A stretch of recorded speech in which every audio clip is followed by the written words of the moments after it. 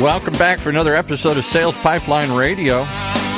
We grab our board, swim out into the sea of ideas, and see if we can catch a wave on that sales pipeline curling up over the horizon with Matt Hines, the man who taught me more than anybody else that hope springs eternal, particularly for us Michigan football fans who...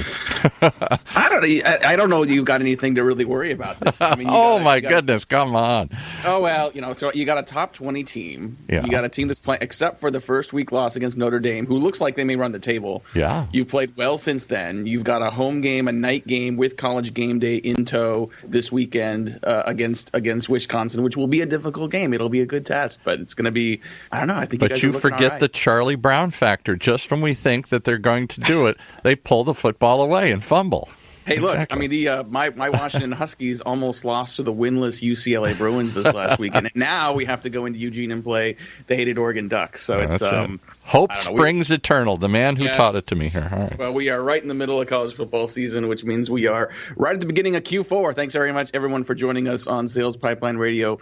Really excited to have everybody here with us. If you are joining us live on the Funnel Media Radio Network, thanks so much for joining us in the middle of your workday. Appreciate the numbers. It's pretty impressive always, Paul, to see the number of people joining us live every day. It's crazy. For those of you joining us on the podcast, thanks very much for subscribing. You can find us on iTunes, on Google Play, Spotify, and where all fine podcasts are sold. And every episode of Sales Pipeline Radio, past, present, and future, is always available at salespipelineradio.com. Hey, before we get into things today, I do want to give a shout out to our new sponsor. Paul, we have a sponsor of Sales Pipeline Radio. What? You're kidding me. Oh, it's amazing. We got a great company came to us. They've been paying attention. They've been listening. They want to be a part of the show, and I love what they're doing. Very excited to have MailTag join us. It's mailtag.io. They are a Chrome browser extension. If you are using Gmail and you are doing sales, you got to check these guys out. Very helpful tool. Highly recommended. You get real-time alerts on your desktop. You find out when your prospects open your emails, click your links. You know when the email gets open, they notify you immediately? They notify you. They give you a sense for what they're looking at. It integrates with CRM. You can do auto-replies. If you are using Gmail and you're a sales rep today, definitely check them out. It's mailtag.io. We'll put it in the show notes as well. And really excited to have them on board as a sponsor of Sales Pipeline Radio. Also, very excited to have joining us today Tracy Eiler. She is the CMO of Inside View. She's joining us from, I believe, Tracy, you're joining us from the Gartner Sales and Marketing Conference today. Is that right? Yes, I am, Matt. How are you? I'm great. I really appreciate you joining us. Very excited, but wanted to get you on for a while and to talk about a number of things, including your book, Aligned to Achieve, How to Unite Your Sales and Marketing Teams in a Single Force for Growth. You can find that on Amazon. Tracy is well decorated, a top 35 woman in B2B marketing technology. Paul, you'll appreciate she is a fellow Michigan grad. Go Blue. See? That's why I'm laughing. I knew there was something. We've got 40-yard line tickets for the game on Saturday, so we're leaving the Gartner conference, popping home, packing a bag, and then going back to the game. What time should I meet you there? Where are we going to meet out in the parking lot there? A little tailgate, maybe? I will be tailgating. We will be at the athletic department. My sister-in-law runs the performance coaching department for the athletes, so she's got a great spot. So we'll be there. We can talk about it later. I'm trying to plan what I'm going to wear. Word has it it's going to be 36 degrees when the sun goes down. So somebody told me it snowed or it has a potential to snow. I can't believe that. I hope not. I hope not. It's only October.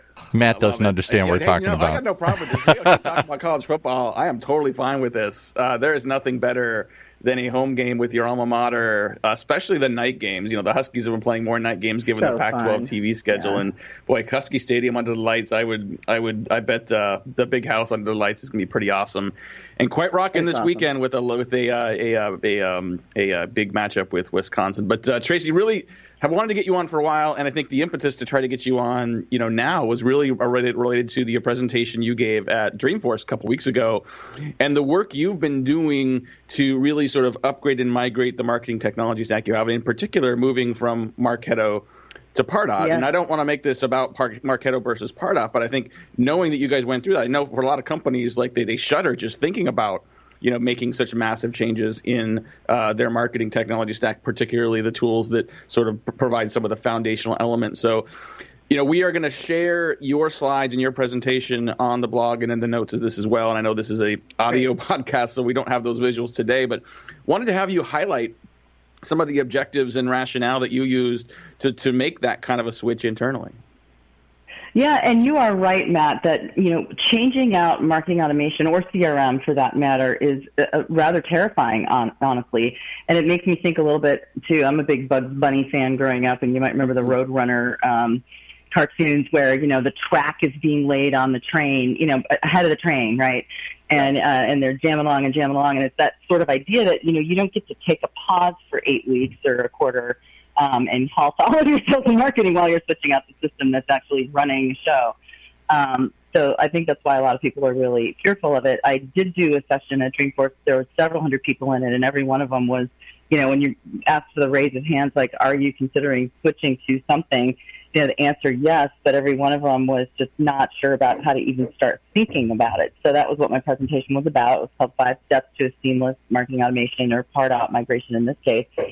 And I'm happy to talk about kind of what our situation was and why we started thinking about switching, and then how we went about deciding. Because I think that's having a good software selection process is really, really important. And not everybody has a lot of experience with it, right? We have experience buying smaller things that we might be wanting to add to our stack, but buying something that's really monumental and, usually often a 6-figure investment is pretty daunting.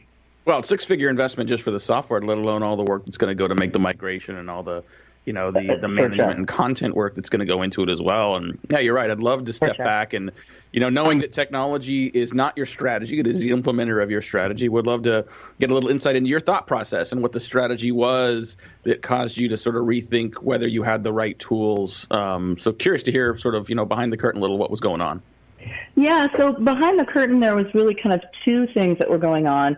My campaign team, or rather demand gen team, had some changing requirements. We are supporting both a kind of traditional inbound volume marketing campaign strategy for our small business sales team, deal sizes of $25K and 45-day long cycles, usually coming inbound through a variety of techniques that are, common to most listeners. But in addition to that, we had embarked on an ABM strategy, account-based strategy for our enterprise sellers, where it's a 9-month, 6-figure deal with a very large buying group. And we have a lot of learnings about our particular buying groups. Like, we figured out that on average 34 people were interacting with our content before a 6-figure deal was signed. So we were really kind of stretching the boundaries of what we had been able to do. And we were 2 years into ABM at the start of this year. So we had quite a fair amount of experience, and we're running up into just different limitations on what we were able to do. So the campaign team was saying, hey, we need to be able to create campaigns faster. We need to be less dependent on marketing ops, because we were finding that on the other side of the house, there's a small marketing ops team that's, doing a lot of the back end work. And we were finding that with what we had in place, our campaign guys could come up with a really great strategy and good idea and, good content, and they could map out the workflow. But when it came time to actually programming it in the tool, they had to have their work checked, right? Which was a big pain for them. It slowed them down, and it honestly is below the pay grade of our marketing ops team. So we were finding ourselves kind of in this weird conundrum where we needed more independence for the campaign team. And we wanted to free up our marketing ops folks to be able to do more sophisticated stuff around, data strategy and cleanup, and around using intent information and a variety of other things. So on the campaign side, it was really about self-sufficiency, faster campaign creation, more personalization in our ABM orchestration. So those things were the frustrations for the demand gen side. On the ops side, they were obviously tired of being loaded up on with, hey, can you check my work for this basic four-step nurture? The lists were complicated and so on. So they were getting bogged down with that. But they were really also starting to get bogged down with other things, managing the assets and things like that. So, we were starting to think, okay, maybe we should look around, maybe we should make a change. But I was just super hesitant, just, the unknown of it all. And we had a 10-year-old instance of our current marketing automation tool. And so, it's a little bit like, okay, the devil you know is better than the one you don't. But we had a really terrific Salesforce account executive who just did, what we want all of our account executives to do, made himself super useful. I jokingly called him the new boyfriend, the attentive new boyfriend, because I felt like I was married to, my existing marketing automation situation. But then in comes the attentive new boyfriend, and not only was he super helpful, but, my kids, my quote unquote kids, my team, actually liked him better than my husband. And so they started saying, hey, let's really take a look at this. And, we really kind of went through 3 levels of checking, to see if this would work. First was our ops guys needed to be happy. So they really dug in and looked underneath the covers to make sure that everything really was as integrated, as Salesforce told us it would be. And, I had a lot of skepticism about some of the messaging that was coming out of Salesforce at the time. Things like, we're natively integrated and it's so much better than everybody else's integration. To me, that was sort of a joke. Like, of course, marketing automation is integrated. HubSpot's integrated, Marketo's integrated. They're all integrated. I didn't really understand what that meant. And Salesforce has invested quite a lot in the Pardot platform. It's all one now. All the objects are shared. You don't have any of that two-way sync issue that you have with some of the other tools and stuff. So our marketing ops guys, put it through the ringer, really liked what they saw. And then it was the campaign team's turn to say, okay, of the campaigns that we're typically trying to do, is it going to be easier? Is it going to be quicker, faster? Or are we going to be less reliant? And they just honestly fell in love with it. There's one report, there's a picture of it in my slide deck from Dreamforce that is just like the money shot picture where we did our first campaign. It was just a basic product launch webinar. It wasn't anything fancy. And, in one view of what they call their engagement studio, you can see all the kind of graphic steps of what your flow is going to be for your campaign, but conversion rates all along the way. And in other tools that we've experienced with, you had to go hunt that down on like 4 different screens, right? So all in one, really, really easy to use. So that team was super happy. And then the third part was really me, which was, okay, guys, I'm frustrated because I don't have the insights I need and how our campaigns are performing, but also just how is our engagement with our account. Account engagement was just something we were really struggling with being able to see. So we spent a lot of time looking at kind of what reporting was possible. And the B2B analytics tool from Salesforce, very powerful there. Awesome. We're talking to Tracy Eiler today. She's the CMO of Inside View and is in the midst of making a transition on the marketing automation platform side. And independent of, who your favorites are or what you go with, I think just the process of going through that is just really interesting to me. I want to talk, we're going to have to take a break here just in a couple minutes, but I want to get a sense from you. How do you manage the people side of that internally? Because even if you sort of logically say we need to make a change for the better, you've got people that are used to one system that know what their job is coming in the morning. Not only is there pain in making the transition, but there's pain in the transition. How do you help manage people through the change management and keeping morale high throughout that process as well? Oh, that's such a good question. For me, it was very, very important that, consensus building is critical. And so pulling together as many people as possible early on, even the super junior ones that, maybe not even get their fingers on the marketing automation product, but they're actually, working on campaigns or other things, just to educate them and collect requirements and, really weigh whether, we even wanted to embark on a future or not. And that included things like, when the Salesforce team came in to present to us, it was a huge room. I told the Salesforce guys, look, my perception of your product is that it's a checkbox so that you could say you had marketing automation. I don't really think it's a robust product. That was the reputation I thought that product had. But if you want to bring my team lunch, we'll meet with you for an hour. And I brought 20 people in the room. I wanted them to be educated, right? And some of that is, too, when you're early in your career, you've never been involved in a meeting like that before. So it really started with a broad exposure, and then we started kind of narrowing it down into work streams and kind of looking around the table, saying, okay, do you agree we should move forward? Yes. Okay, do you guys agree we should move forward? Yes, and so on. That was very, very important.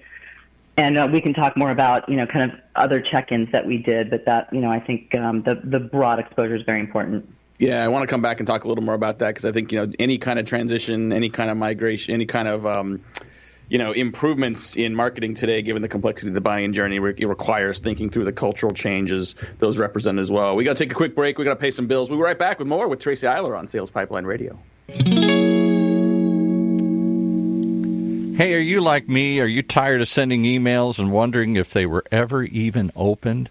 If so, do what I did. Get MailTag. MailTag is a Chrome browser extension for your Gmail that allows you to track your emails in real time. You receive alerts right on your desktop as soon as your emails are opened and read.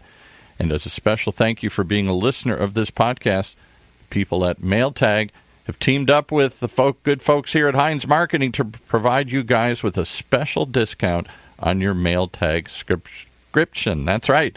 Just use the promo code Heinz, H-E-I-N-Z, just like the ketchup, or just like the show you've come to know. Heinz, put that in there and you get 50% off for life. 50% off for life. While you're thinking about that, be sure to check out MailTag.io, MailTag.io, to start your completely free 14-day trial. Try and then buy and get 50% off. You put that code in there, Heinz. That's really no credit card required to check it out. No reason you shouldn't do what I did and check it out today. Go to MailTag.io and start your free trial. And if you like it, pick up a 50% discount. Just put in that code Heinz. All that and more as we pick it back up with one more thing right here. In a world where the speed of innovation and change in B2B marketing has never been greater, the only thing bigger is the need for clarity, for a blueprint, for a guide to what's really working. And how about a way to apply it specifically today to increase sales pipeline growth, velocity, and most of all, conversion? That's what you'll find in the Modern Marketer's Field Guide. And amazingly, you can download it for free. HeinzMarketing.com, just like it sounds, HeinzMarketing. It encompasses the entire sales and marketing cycle, but in quick bursts with lots of specific, actionable ideas, strategies, tactics you can put to work right away, like today. The loaded table of contents helps you narrow in and tackle a problem. And it's something you can come back to over and over again as a reference guide. Why not download your free copy of the Modern Marketer's Field Guide? It's free. HeinzMarketing.com, just like it sounds. HEINZ, marketing.com. Well, a lot of stuff to take in, but most of it's free. That's the thing you got to wrap your head around here. It's crazy. Who are the crazy people giving away free stuff? Free. I must be crazy here. Yeah. Oh my gosh. Well, thank you very much. Thank you for listening to the free Sales Pipeline Radio. If you like what you're hearing today, if you're also in an organization thinking about making a change with some of your marketing technology, or even sort of looking to make sure you're doing those migrations well, definitely encourage you to check out this entire episode. Feel free to share it with your team. It'll be available up on SalesPipelineRadio.com on demand here in a couple days. Coming up next couple weeks, we got some great guests. Next week on Sales Pipeline Radio, Laura Vogel. If you are in B2B and have been to any events in the last few years, you've probably been impacted by Laura Vogel's work. She's one of the best event marketers, event producers in the B2B industry. We're going to be talking about what's working and what's not and best practices for event marketing. And then coming up, we got Jeb Blount, who's the author of several books on sales strategy, including the most recent book, Objections. And then the king of sales himself, Jeffrey Gitomer, is going to join us in the beginning of November. But today, more time with Tracy Eiler. She is the CMO at Insight Squared. She's the author of her own book, Aligned to Achieve. Highly encourage you checking that out on Amazon. And Tracy, we've been talking about requirements that go into why you make a marketing automation transition. You talked about, gathering requirements and thinking through strategy and needs from demand gen and from marketing ops. Curious, how is the sales team involved in that process, if at all? Like, what is the sales team's input been, either passively or actively, in helping to make technology decisions? Yeah, that's a good question. Our sales team was not super involved. They certainly were aware. My sales peers certainly were aware of what we were doing, because we needed folks to understand that, there was a risky time for marketing and that we needed to be project managing only the most important things during that migration. Our sales ops guy, however, was very involved. So sales ops, marketing ops worked hand in hand, and my colleague Franklin, who I'm talking about, was very, very involved. So he really led the negotiation with me as the executive sponsor. And of course, one of the things you have to think about when you're doing this kind of migration is, the CRM vendors and the marketing automation vendors have gotten very smart on how to extract more money from all of us, right? So, they're pricing by record size as an example. So you have this big bloated database, you're going to spend more. So clean up your data, it goes down. But when your renewal's up, they all have this 7% uplift in price year to year. I call it the VIG, which is not how they refer to it, but that's how I think about it. And, we were looking at our renewal contracts at the same time for CRM and marketing automation. So our timing is really good. And, both vendors were coming back to us with a 7% uplift, right? So 14% more money on top of what we're already spending for no new functionality, right? Just the same thing. So, you can use that to your advantage, obviously, because, in Salesforce's case, if we were going to consolidate our spending over there, we didn't have to pay that VIG. And then there was some other negotiation that we were able to do that was a good deal for for us, for Inside View. And I would also say that, we did a good job of really structuring a contract and did a 3-year deal, for example, and that helped lock in terms and so on. But that's something I think that is a big blocker. I've been doing some networking and calls for Salesforce with other CMOs, and in fact helped them run their first CMO council at Dreamforce. And everybody around the table was like, there was probably a third marketing automation customers in the room. So there was about 30 people, 20 of them were Pardot customers and the rest were not. Mm-hmm. And they were thinking about switching, but they were all very terrified. Like, okay, well, what am I supposed to plan this, right? And let's just say you have an annual contract and it's up in 2 months. It's too late, right? You can't decide, can't decide 2 months in advance. So, part of what I tried to do in my presentation that you guys will post is really talk about what kind of timeline you need and think and work back from that renewal, at least 6 months so that you have enough time to fully vet the alternative if you're going to switch and then build a good plan. And in our case, we had an 8-week migration. We thought it would take 12, so that's what we had planned for, but certain parts of it went faster than we expected. And so we were able to cut over more quickly, which worked out great for us. But, we had a good partner involved. We had the right people on our team involved. To your point about people, we had very strict rules and we were able to, even launch a product in the middle of all this migration. So I was pretty happy with how it worked. But the planning part is really, really important. Otherwise, you're going to miss the window. Yep, got it. Got a few more minutes here with Tracy Eiler, and I'm curious, you're kind of in a unique position because you are marketing a product in the marketing technology stack for many companies as well.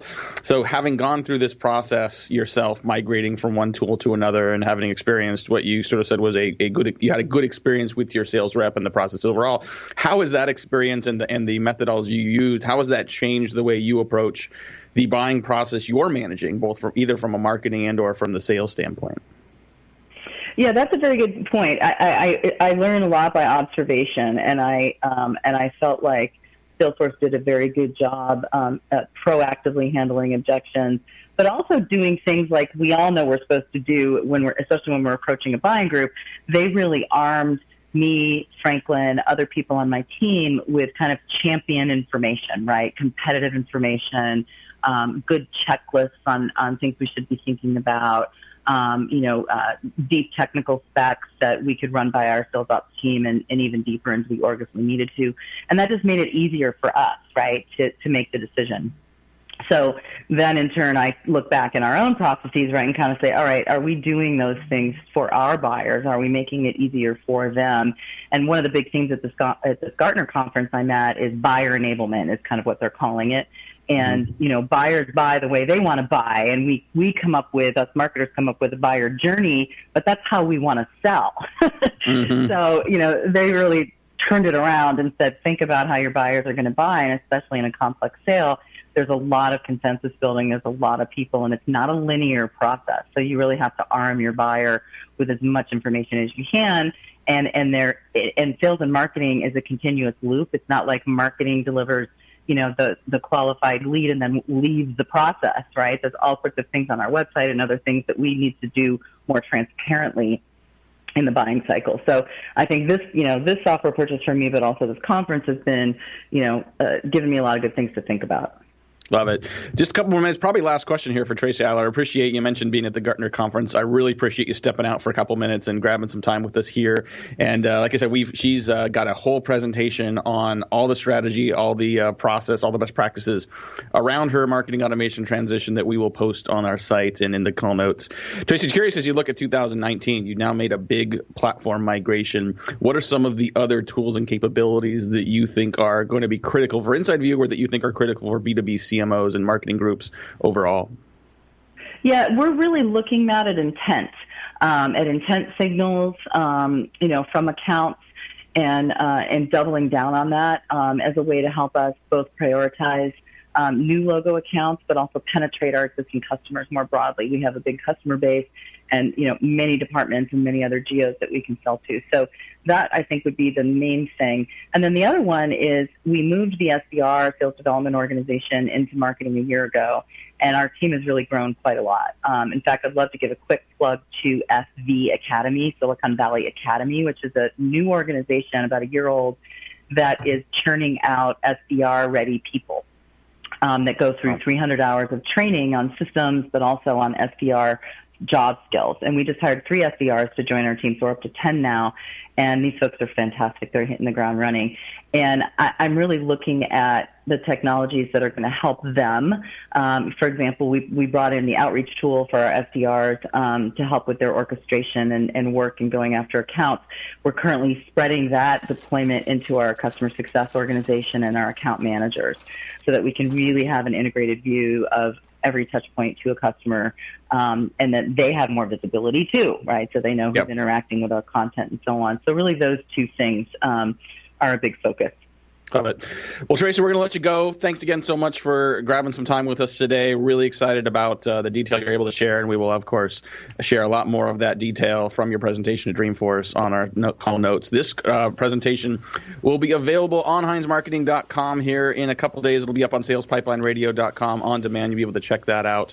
And definitely check out Tracy's book as well, Align to Achieve, if you're working on sales and marketing alignment. Just a great book that she wrote a couple years ago and still highly relevant today for a lot of organizations. We are out of time. Thank you very much for joining us. We'll be here next week, every week at 11:30 Pacific, 2:30 Eastern for another episode. For my great producer, Paul, this is Matt Heinz. Thanks for joining us again on Sales Pipeline Radio. You've been listening to Sales Pipeline Radio, right here on the Funnel Radio Network for at-work listeners like you.